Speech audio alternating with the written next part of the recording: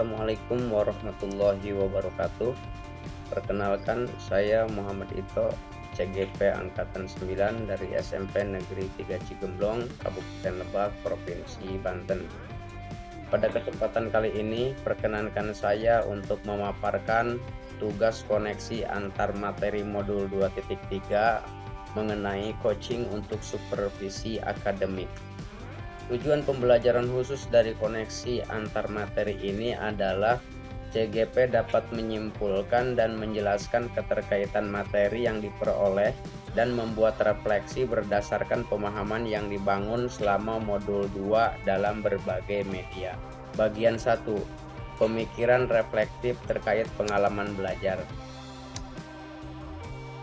Pengalaman atau materi yang saya peroleh yaitu pertama mengenai konsep coaching, kemudian paradigma berpikir dan prinsip coaching, selanjutnya kompetensi inti coaching, kemudian Tirta sebagai alur percakapan coaching, dan juga supervisi akademik dengan paradigma berpikir.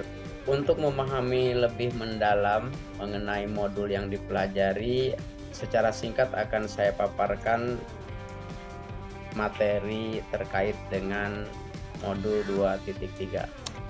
Pertama, konsep coaching. Coaching didefinisikan sebagai sebuah proses kolaborasi yang berfokus pada solusi, berorientasi pada hasil dan sistematis, di mana coach memfasilitasi peningkatan atas performa kerja, pengalaman hidup, pembelajaran diri, dan pertumbuhan pribadi dari coaching. Sementara dalam konteks pendidikan, sistem Among Tutwuri Handayani menjadi kekuatan dalam pendekatan proses coaching dengan memberdayakan semua kekuatan diri pada murid. Dalam relasi guru dengan guru, seorang coach juga dapat membantu seorang coach atau rekan guru lainnya untuk menemukan kekuatan dirinya dalam pembelajaran. Paradigma berpikir coaching. Pertama, fokus pada coach atau rekan sejawat yang akan kita kembangkan.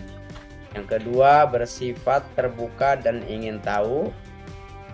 Kemudian memiliki kesadaran diri yang kuat dan mampu melihat peluang baru dan masa depan.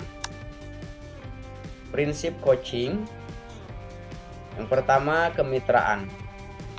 Itu berarti setara, tidak ada yang lebih tinggi maupun lebih rendah. Coach adalah sumber belajar bagi dirinya sendiri, sementara coach merupakan rekan berpikir bagi coachnya dalam membantu belajar dari dirinya sendiri. Kemudian prinsip yang kedua yaitu proses kreatif. Coaching adalah proses mengantarkan seseorang dari situasi dia saat ini ke situasi ideal yang diinginkan di masa depan. Kemudian prinsip coaching yang ketiga yaitu memaksimalkan potensi. Percakapan perlu diakhiri dengan suatu rencana tindak lanjut yang diputuskan oleh rekan yang dikembangkan, yang paling mungkin dilakukan dan paling besar kemungkinan keberhasilannya. Kemudian kompetensi inti coaching, yang pertama kehadiran penuh atau presence, di mana kehadiran penuh ini adalah bagian dari kesadaran diri yang akan membantu munculnya paradigma berpikir dan kompetensi lain saat kita melakukan percakapan coaching. Yang kedua, yaitu mendengarkan aktif. Seorang coach yang baik akan mendengarkan lebih banyak dan lebih sedikit berbicara. Kemudian kompetensi inti coaching yang ketiga yaitu mampu mengajukan pertanyaan berbobot. Pertanyaan yang diajukan seorang coach diharapkan dapat menggugah orang untuk berpikir dan dapat menstimulasi pemikiran coach, memunculkan hal-hal yang mungkin belum terpikirkan sebelumnya.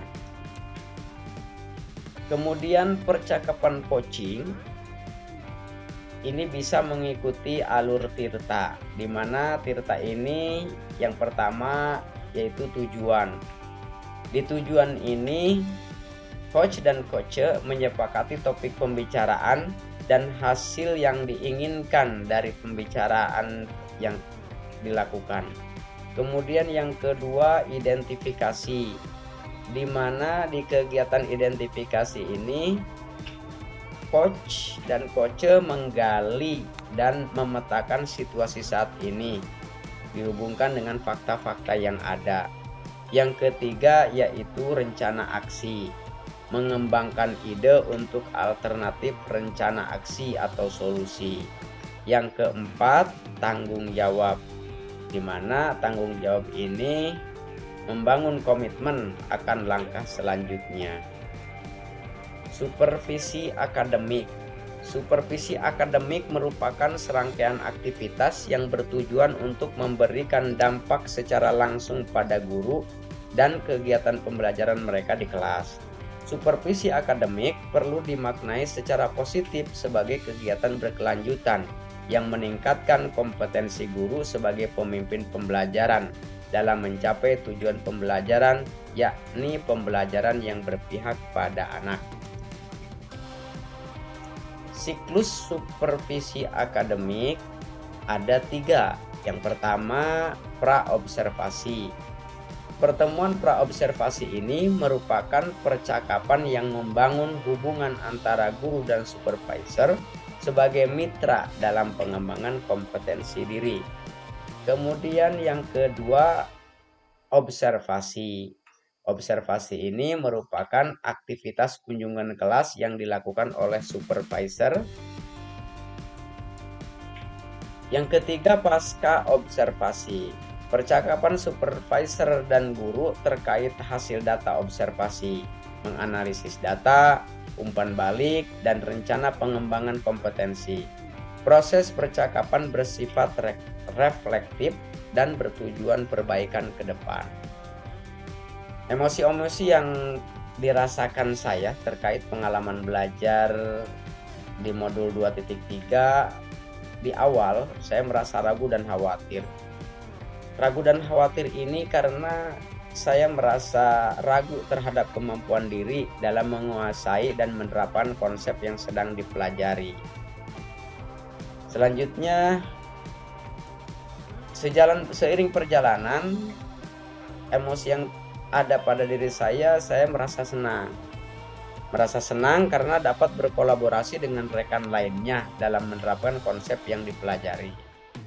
Kemudian setelah melakukan kolaborasi, berlatih, dan berganti peran menjadi coach, menjadi coach, juga menjadi supervisor, akhirnya ada rasa optimis.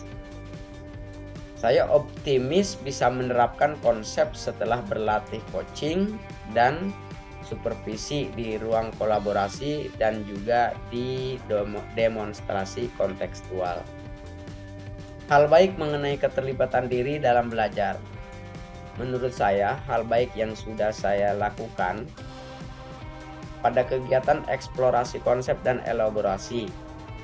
Yang pertama, secara mandiri mencoba memahami konsep yang berkaitan dengan coaching dan supervisi akademik. Yang kedua, mampu berpendapat mengenai pemahaman diri terhadap konsep yang dipelajari dengan cara menuangkannya pada kolom komentar. Kemudian yang ketiga, mengikuti kegiatan elaborasi pemahaman untuk lebih memantapkan pemahaman yang dipelajari secara mandiri. Kemudian hal baik pada kegiatan ruang kolaborasi dan demonstrasi kontekstual, saya rasa hal yang baiknya yaitu yang pertama, saya mampu berkolaborasi dengan rekan CGP lainnya untuk mempraktikkan coaching menggunakan alur tirta dengan bergantian peran. Kemudian berlatih menjadi observer atau supervisor coaching yang dilakukan rekan CGP lain pada kegiatan demonstrasi kontekstual. Hal yang perlu diperbaiki terkait keterlibatan diri dalam proses belajar. Hal yang perlu diperbaiki yang saya rasakan, yang pertama, saya perlu meningkatkan keaktifan berdiskusi dalam kegiatan eksplorasi konsep dan dalam mengikuti kegiatan elaborasi pemahaman konsep. Kemudian berikutnya, saya perlu meningkatkan kemampuan komunikasi yang efektif. Berikutnya, saya perlu belajar untuk menyusun pertanyaan yang berbobot saat melakukan coaching. Dan yang terakhir, saya perlu mengatur waktu terkait jadwal kegiatan CGP dengan kegiatan lainnya. Keterkaitan terhadap kompetensi dan kematangan diri pribadi. Menurut saya, kompetensi terkait coaching dan supervisi akademik yang saya praktikkan sudah menunjukkan perkembangan ke arah yang lebih baik. Hal ini nampak pada kemampuan diri dalam mempraktikkan coaching, baik sebagai coach maupun sebagai coach. Baik pada praktik coaching maupun supervisi akademik, saya perlu meningkatkan kemampuan komunikasi yang efektif, sehingga rekan sejawat lebih mudah memahami maksud yang ingin saya sampaikan. Saya juga perlu mengendalikan diri terhadap perasaan yang timbul, sehingga bisa lebih fokus pada kegiatan yang sedang saya ikuti. Bagian 2, analisis untuk implementasi dalam konteks CGP. Di sini saya membuat pertanyaan kritis, kemudian mencoba menjawabnya dengan menerapkan materi yang telah saya pelajari dan saya pahami.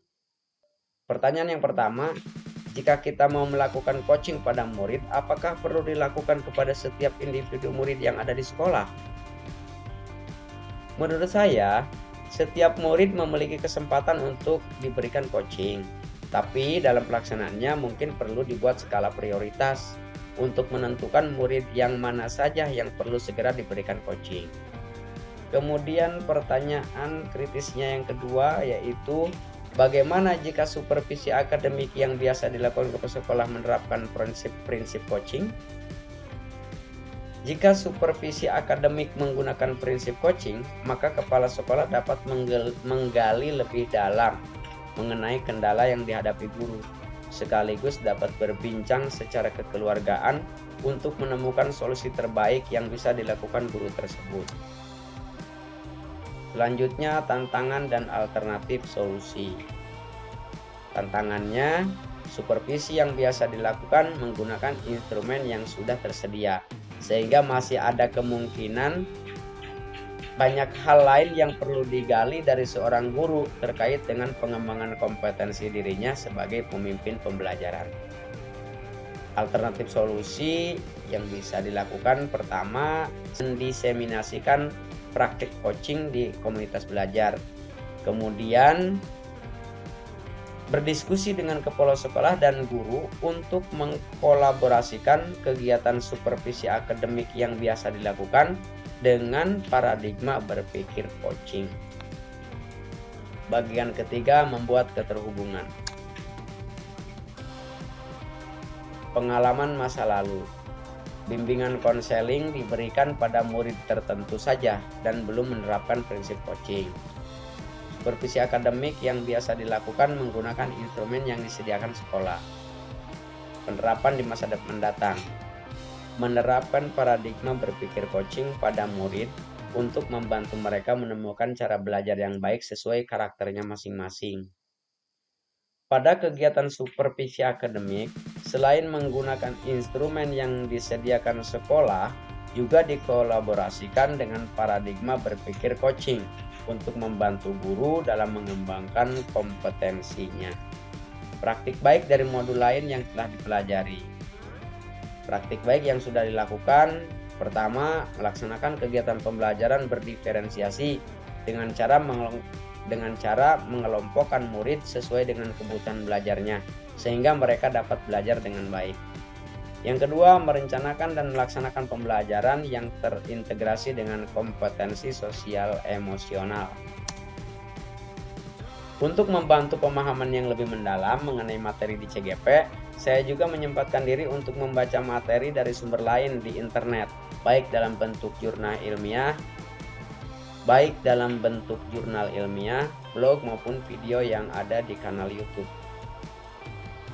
Itu yang bisa saya sampaikan. Sekian dan terima kasih. Wassalamualaikum warahmatullahi wabarakatuh.